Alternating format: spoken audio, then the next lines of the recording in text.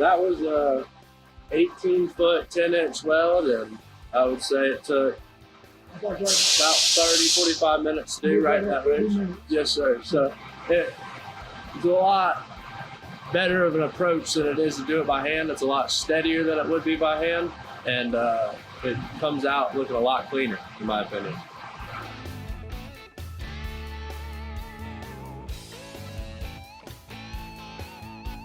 Well, coming from the hot pass, it made it a lot cleaner going through the hot pass. It was easier to step back, turn it off if you had any issues with it, if your weld, then come back into it and restart.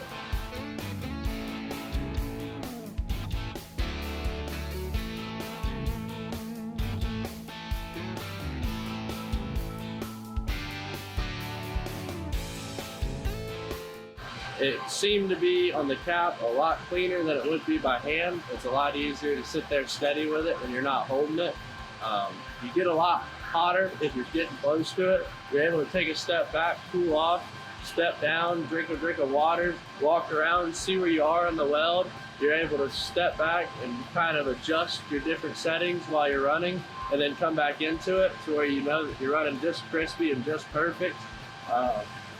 Coming out of it, it looks very clean compared to what you would do by hand. It's always consistent, it's always easy, and there wasn't much movement behind it. I never really had to sit there and adjust anything or move anything with the joystick.